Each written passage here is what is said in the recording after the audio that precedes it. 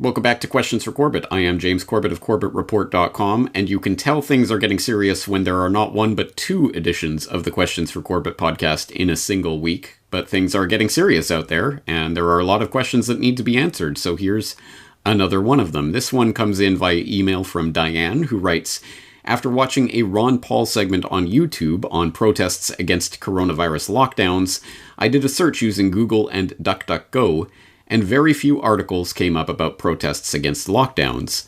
The few articles that did come up framed protesters as anti-lockdown conspiracy theorists. Are there any protests against these lockdowns anywhere that you are aware of?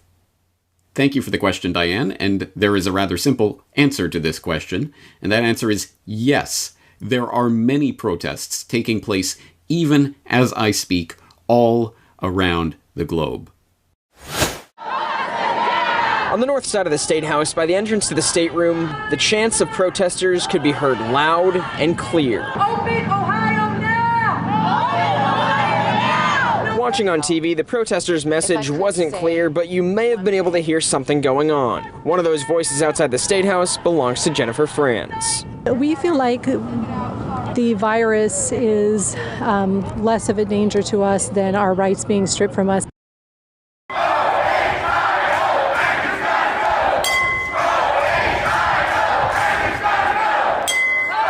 I don't think anybody's going to agree to a vaccine or a test in this crowd. A lot of frustration out here on the streets. They wanted gridlock, and they are getting it. Cars as far as the eye can see. We're seeing a lot of signs out here as well that say, impeach dimwit, meaning Governor Whitmer, the guy with the cardboard sign. Usually I'm at work right now. A lot of people who are out of work are up here. Our community is struggling. My husband is on unemployment for the first time in our life. And it's unwillingly that we're taking unemployment. We want to go back to work. We have employees. We have paychecks to issue. We have bills to pay. The only stores open are Walmart? That's ridiculous. That's why we're here. A number of Vancouverites aren't drinking the Kool-Aid, and they're getting out and they're getting together here to show the world that we're not okay with unlawful orders and quarantines and lockdowns. Sure, let's do it. It's a beautiful day here. It'd be a shame to just sit at home and let the government tell you what to do. Getting a lot of support too from cars driving by. Yep. Not everybody drank the Kool-Aid. It's good to see. 20,000 Pakistanis are stuck in the UAE. They have reportedly registered with the Pakistani consulate on the 3rd of April to be able to return to Pakistan, but have so far received no response. And that is why they chose to take to the streets today, flouting the social distancing guidelines. The big story that we're tracking for you this evening, those are images that we're getting to you from the Bandra station in Mumbai, where protesters have gathered. These are migrant labor, we're given to understand, who gathered to protest against the extension of the lockdowns. Wer Freiheit liebt für Sicherheit, verliert am Ende alles zwei. Wer Freiheit gibt für Sicherheit, verliert am Ende alles zwei. Wer Freiheit gibt für Sicherheit, verliert am Ende alles zwei. Wer Freiheit gibt für Sicherheit, verliert am Ende alles zwei. Wer Freiheit gibt für Sicherheit, verliert am Ende alles zwei. Wer Freiheit gibt für Sicherheit, verliert am Ende. Yes, there are protests happening all around the globe, even as I speak. They are happening across the United States, in South Africa, in Nigeria, in Germany, in India, in other places besides. These protests are happening. So the fact that someone like Diane even has to ask about this speaks to the more underlying problem, which is that the gatekeepers of access to information online, like Google, and increasingly, like DuckDuckGo, who I will note parenthetically, has been getting worse and worse with its search results, I've noticed in recent months, so that it is becoming a Google Lite, much like StartPage.com became a Google Lite a year or two ago. It is slipping down that path. So the gatekeepers of online information are directing people who would be interested in such information towards mainstream sources that, of course, are going to portray this as crazy anti-lockdown conspiracy theorists who are killing grandma by daring to go out in public without a mask and not observing proper social distancing rules. This is, of course, the way this information is going to be framed in the mainstream, so no surprise that you are not hearing about this at all there, or to the extent that you are, it is generally by masked reporters who are afraid to go anywhere near these filthy protesters. So if you do want actual information about what is happening with these protests, you are of course going to have to turn to online independent sources of information. Like, if you're looking for information specifically in the US context, I will note that Del Bigtree the Highwire has been highlighting some of these protests on his YouTube channel, so restreaming some other people's streams of the protests that are taking place in Ohio and Michigan. Or, for example, I recently was a guest on something called Defending Utah Radio. They've recently talked to Idaho Representative Heather Scott about the lockdown happening there and the unconstitutionality of that. So that link will be in the show notes if you're interested in that conversation. Or, Diane, as you point out, yes, Daniel McAdams and Ron Paul, previous guests here on the Corbett Report, were recently talking about this very phenomenon on the Ron Paul Liberty Report in a segment on the people waking up coronavirus lockdown sparking nationwide protests. Hello, everybody, and thank you for tuning in to the Liberty Report. With me today is Daniel McAdams, the co-host. Daniel, good to see you. How are you this morning, Dr. Paul? Doing good, because I think we can find a few positive things today. Yes. We talk about a few negatives. We usually search for the best things, the positive things, and we occasionally find one. Today, I think we can say maybe the ice has been broken, and they're breaking out, and people are getting tired of it, and they're being tired of lockdown, and maybe it wasn't a good idea. So that to me is good news, and there's now demonstrations that people are speaking out. And the reason I like this is there's a saying, and I endorse the saying, is that no matter how authoritarian a government that one has, the people have to endorse it. Once the people reject it, the government goes. Sometimes it's slow and tedious, but even the ones that are installed, they get the people's support.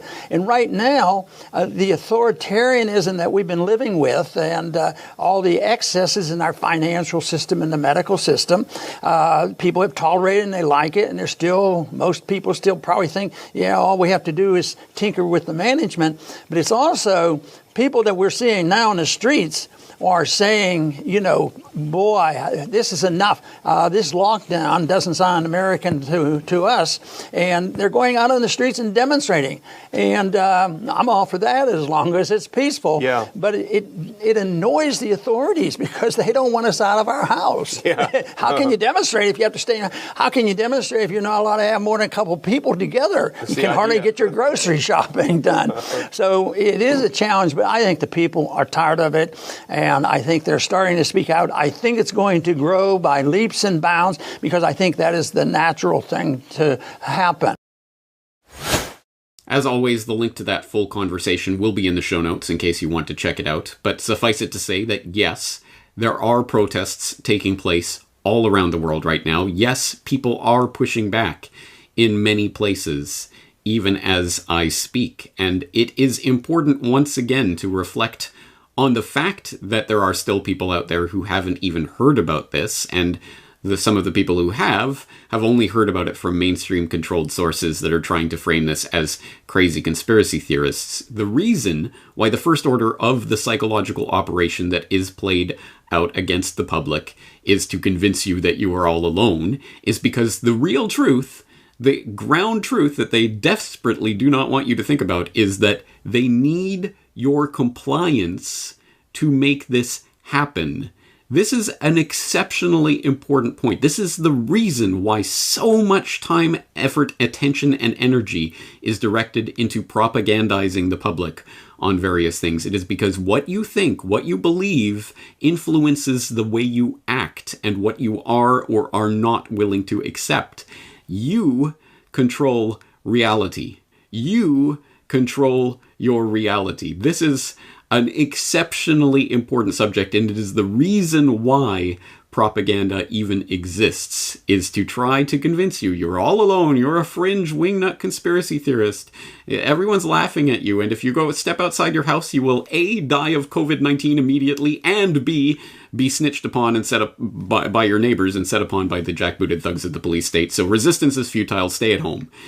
And literally, I mean, they couldn't make it any more blatant. The propaganda campaign slogan for this is stay at home, literally. So yes, that's exactly what they want you to do.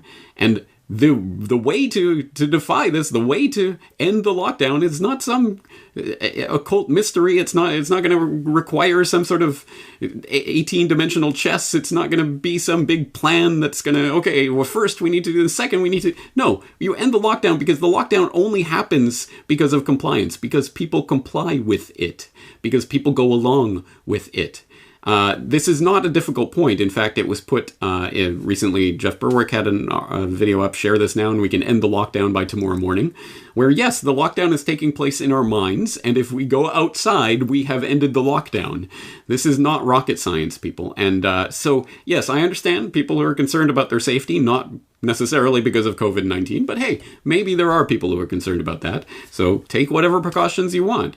But for people who want to go outside, go outside. And yes, I understand that you may be subject to the snitches of the neighborhood snitch state and the jackbooted thugs of the police state if you do so in defiance of government orders, if you dare to try to open your business during this lockdown. So there is strength in numbers, and that's why it's important to know about these protests that are taking place so that you can have that strength in numbers. And if there is no protest taking place in your area, people are looking to me, James, why don't you be a leader and tell me what to do? Okay, okay, you know what? I'm not a leader. I am not your leader, but I'm going to tell you what to do if for the people out there who need to be told what to do. And I have this kicking around. I've had this sitting here for a couple of months now because I was planning on doing a Vote Harder video to parody the 2020 selection circus back before the world changed forever. But I've decided I'm going to use this as a badge. I'm going to give you this badge to each and every person watching this video. You have now been embadged. Here it is. You have your medal. You are now officially appointed the leader of your area. You are the resistance leader in your area, whether that area be your house, your community, your neighborhood, your city, your county, your state, your country, whatever it is. You are now the leader. You personally, I've just passed the baton. You now are the leader of the resistance. You are now empowered to end the lockdown by going outside. And you can do that with people, you can do it by yourself, you can open your business. You've just been empowered by a leader who has told you what to do, so now you are free to go and do it, right? Anyway, whatever it takes. The lockdown only exists because people comply with it, and I hate to tell people, but mass disobedience, mass non-compliance is going to be necessary in order to combat tyranny. It's going to happen sooner or later.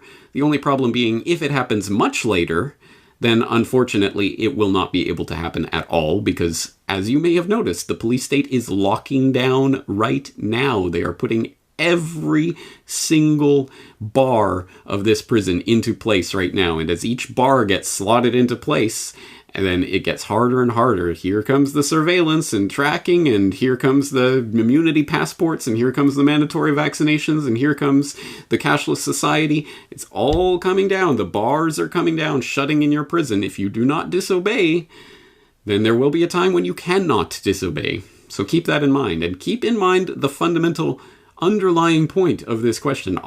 Is anybody protesting? Yes, people are protesting, and you don't know about it because they don't want you to know about it.